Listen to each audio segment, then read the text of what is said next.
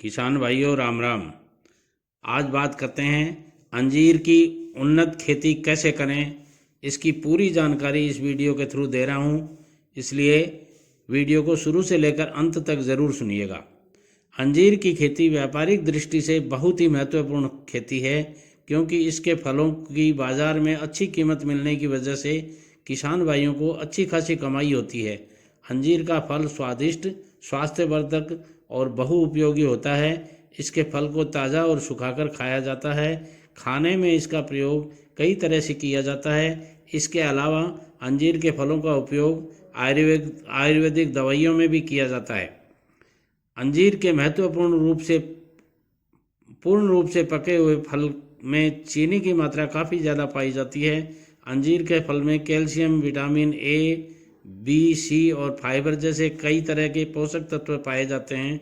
इसके इस्तेमाल से मधुमेह, स्तन कैंसर, सर्दी जुकाम, दमा, अपचन जैसी बीमारियों में फ़ायदा मिलता है। इसका फल पीला, सुनहरी और बैंगनी रंग का होता है। अंजीर का पौधा मध्य भूसागरीय जलवायु का पौधा है। इसके पौधे को विकास करने के लिए गर्मी के मौसम की आवश्यकता होती है। अंजीर का पौधा झाड़ीनुमा पौधे की तरह दिखाई देता है। इसके पौधे को किसी भी तरह की मिट्टी में लगाया जा सकता है। इसके लिए मिट्टी का पीएच मान सामान्य होना चाहिए। इसकी खेती के लिए बारिश की भी सामान्य ज़रूरत होती है। आज अंजीर की खेती से किसान भाई अच्छा लाभ कमा भी रहे हैं। अगर आप भी इसकी खेती करने का मन बना रहे हैं तो आइए हम आपको इसकी खेती के बारे में संपूर्ण जानकारी देते हैं। इसके लिए अंजीर की खेती के लिए उचित जल निकासी वाली उपजाऊ भूमि की ज़रूरत होती है, लेकिन उत्पादन लेने के लिए इसकी खेती हल्की दोमट मिट्टी में करना सबसे उपयुक्त रहता है। जल भराव वाली जगह पर इसकी खेती नहीं करनी चाहिए। इसकी खेती के लिए मिट्टी का पीएच मान 6 से 7 के बीच में होना चाहिए। अब बात करते हैं जलवायु की और तापमान की।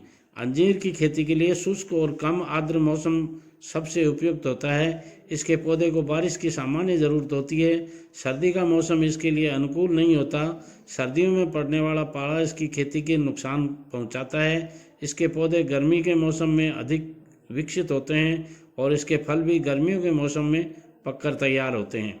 पौधे को शुरुआत में सामान्य तापमान की ज़रूरत होती है। पूर्ण रूप से विकसित होने के बाद इसका पौधा 25 से 35 डिग्री तापमान पर अच्छे से विकास करता है और सर्दियों में 20 डिग्री से नीचे तापमान होने पर इसका पौधा विकास करना बंद कर देता है। अब बात करते हैं अंजीर की कई तरह की उन्नत किस्में हैं, जिन्हें अधिक उत्पादन देने के लिए अलग अलग जगहों पर लगाया जाता है। भारत में इसकी खेती कई राज्यों में की जा रही है। पहली अंजीर की किस्म है पंजाब अंजीर। अंजीर की इस किस्म के पौधे लगभग 2 साल तक पैदावार देना शुरू कर देते हैं। इसके पौधे की लंबाई सामान्य पाई जाती है और इसके 4 से 5 साल पुराने एक पौधे से 15 किलो के आसपास फल प्राप्त होते हैं, जिसकी मात्रा पौधे के विकास होने के साथ साथ बढ़ती जाती है। इसके फल बड़े आकार वाले और स्वादिष्ट होते हैं। इसके फल पीले रंग के होते हैं और जिन पर गुलाबी जामुनी रंग की आभा रहती है। दूसरी है पूना अंजीर। अंजीर की इस किस्म के पौधे सामान्य ऊंचाई के होते हैं। इसके पौधों में 39 डिग्री के आसपास तापमान पर अच्छे से विकास करते हैं। इसके फल सामान्य आकार और पीले रंग के होते हैं। इसके पूर्ण विकसित एक पौधे से 25 से 30 किलो तक फल प्राप्त किए जा सकते हैं। अगली किस्म है मार्सलीज अंजीर। अंजीर की ये एक उन्नत किस्म है जिसके पौधे अधिक तापमान को भी सहन कर लेते हैं। इसके फलों के पकने के दौरान तापमान अधिक होना अच्छा होता है। इस किस्म के फलों को अधिक समय तक भंडारित किया जा सकता है। इसके एक पौधे से 20 किलो के आसपास फल प्राप्त किए जा सकते हैं। अगली किस्म है पुनेरी अंजीर। मित्रों, अंजीर की इस किस्म के पौधे न्यूनतम 4 से अधिकतम 44 डिग्री तापमान वाली जगह पर आसानी से लगाए जा सकते हैं। इस किस्म के पौधे सामान्य आकार के होते हैं। इसके पूर्ण विकसित होने से 20 से 25 किलो तक फल प्राप्त किए जा सकते हैं। इसके पौधे अधिक आर्द्रता सहन नहीं कर पाते हैं। अधिक आर्द्रता का प्रभाव इसके पौधे के साथ साथ फलों पर भी देखने को मिलता है। अगली जो किस्म है उसकी बात करते हैं। इसका नाम है दिनकर अंजीर। अंजीर की इस किस्म को महाराष्ट्र में अधिक उगाया जाता है। इस किस्म के पौधे बीज रोपाई से के लगभग 3 से 4 साल बाद तक फल देना शुरू कर देते हैं। इसके एक पौधे से औसतन 20 किलो के आसपास फल प्राप्त किए जा सकते हैं। इसके फल सामान्य आकार के होते हैं जिनका रंग सूखने के बाद हल्का पीला दिखाई देता है। इसके अलावा और भी कई किस्में हैं जिन्हें अलग अलग संपूर्ण भारत में अधिक पैदावार के लिए उगाया जाता है, जिनमें Indian rock, brown Turkey, Krishna, elephant year और ओसबॉर्न, वीपिंग फिग और सफ़ेद फिग जैसे कई किस्में शामिल हैं। अंजीर की खेती के पौधे एक बार लगाने के बाद लगभग 50 से 60 साल तक पैदावार देते हैं। इनकी खेती करने के लिए शुरुआत में खेत में मौजूदा पुरानी फसलों के अवशेषों को नष्ट कर देना चाहिए। इसके बाद खेत की 2 से 3 तिरछी जुताई करने के बाद रोटावेटर चला करके मिट्टी को भुरभुरा बना देना चाहिए। उसके बाद खेत में पाटा लगाकर मिट्टी को समतल बना लें ताकि खेत में जल भराव जैसी समस्या से छुटकारा मिल सके। खेत को समतल बनाने के बाद उसमें 5 मीटर की दूरी बनाते हुए पंक्तियों में गड्ढे तैयार कर लें। गड्ढों को तैयार करने के दौरान प्रत्येक पंक्तियों में के बीच में 4 से 5 मीटर की दूरी होनी चाहिए। गड्ढों को तैयार करते वक्त इनका आकार 2 फीट चौड़ा और 1 से 1.5 फीट गहरा होना चाहिए। गड्ढों के तैयार होने के बाद उनमें उचित मात्रा में जैविक और रासायनिक उर्वरक को मिट्टी में मिलाकर भर दें और उसकी अच्छे से सिंचाई कर दें। अब बात करते हैं पौधे तैयार करना।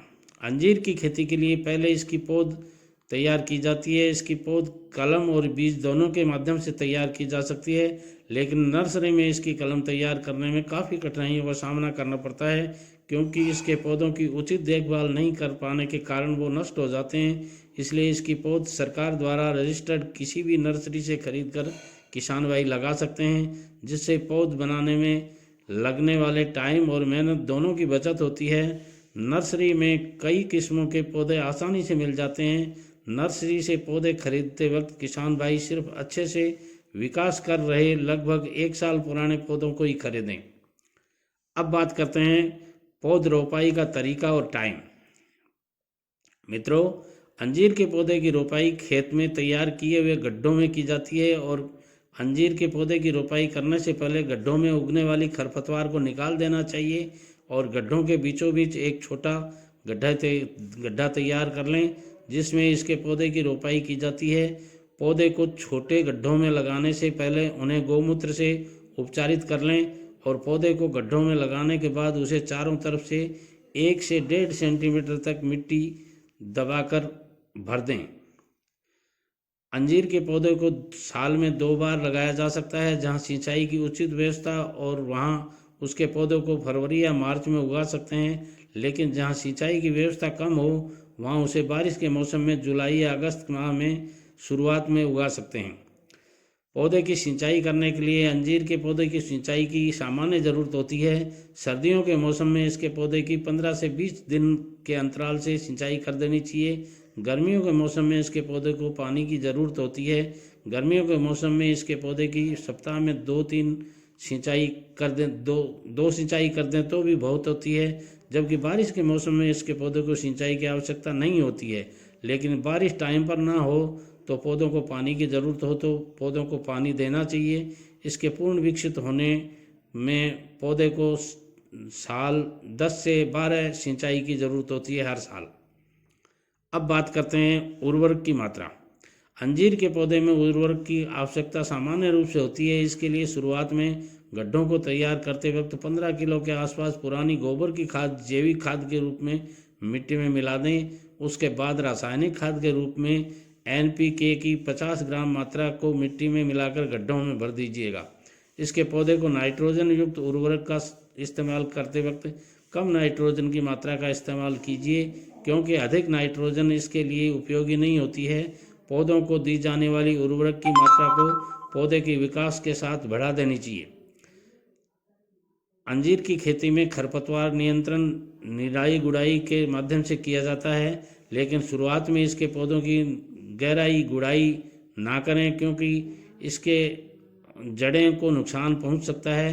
इसलिए शुरुआत में इसके पौधों को निराई गुड़ाई या खरपतवार को हाथ से निकाल कर करें और अंजीर के पौधे की साल में 5 से 7 गुड़ाई करनी काफ़ी होती हैं।